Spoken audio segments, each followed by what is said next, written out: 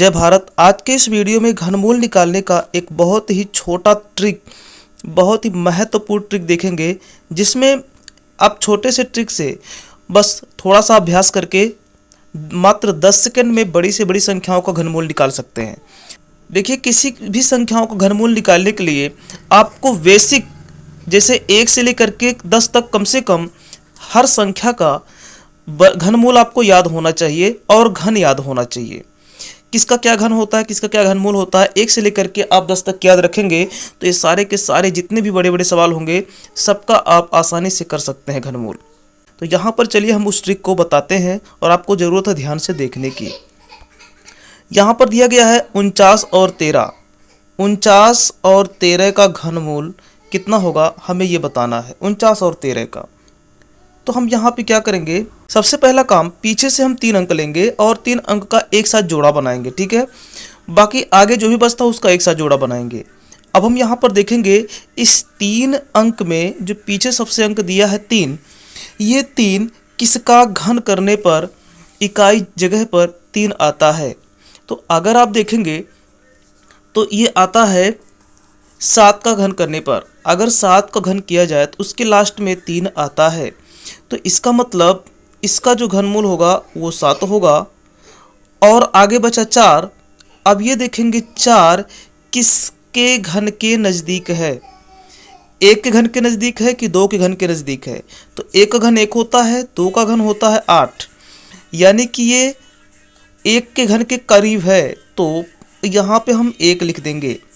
तो इस तरह से 4 का यहाँ पे हो जाएगा 1।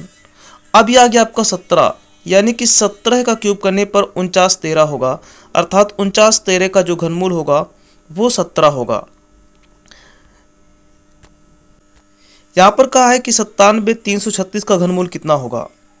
97 336 का घनमूल निकालना है, तो यहाँ पर नोट करेंगे 97 336।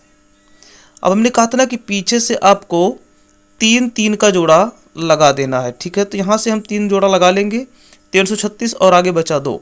अब ये 336 का सबसे पिछला लास्ट वाला यानी इकाई का अंक देखेंगे 6, और हम देखेंगे कि ये 6 किसके घन में आता है। तो अगर बात करें 6 का घन, 6 6 36 छक्का 216, उसमें आपका लास्ट में 6 आता है, तो इसलिए इसका घनमूल हो जाएगा 6। बाकी हम यहाँ पे सारी संख्याओं को छोड़ेंगे, अब आ जाएंगे 97 में। ये किसके घन के नज़दीक है 97। तो देखा जाए अगर 4 का घन होता है 64 और 5 का घन होता है 125, तो वो बहुत ज़्यादा हो जाएगा 125, इसलिए हम छोटा वाला लेंगे, 4 के घन के करीब होगा, तो यहाँ पे लिखेंगे हम 4, तो ये हो जाएगा 46। अर्थात इसका पूरा का पूरा जो घनमूल होगा वो कितना होगा, 46 होगा।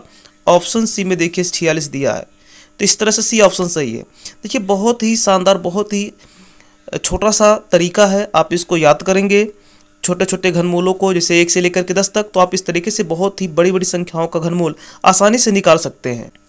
यहाँ पर कहा है कि 17 56 16 का घनमूल कितना होगा। 17 56 16 का घनमूल हमें बताना है, तो यहाँ पर नोट करेंगे 17 56 और 16, 3 का जोड़ा लगाएंगे। अब देखिए पीछे यहाँ 6 है, तो ये 6 के घन में आता है। आगे आ गया 175। 175 किसके नज़दीक है, तो अगर 5 का घन करें, 5 के घन में देखें तो 125 होता है और 6 का घन होता है 216, पर 175 है तो ये 125 के ज़्यादा करीब है, ठीक है। इसलिए हम यहाँ पे 5 लेंगे, क्योंकि 125 5 का घन होता है तो 5 ले लेंगे, आ जाएगा 56। देखिए ऑप्शन बी में दिया है 56। यहाँ पर कहा है कि 32 85 09 का घनमूल कितना होगा।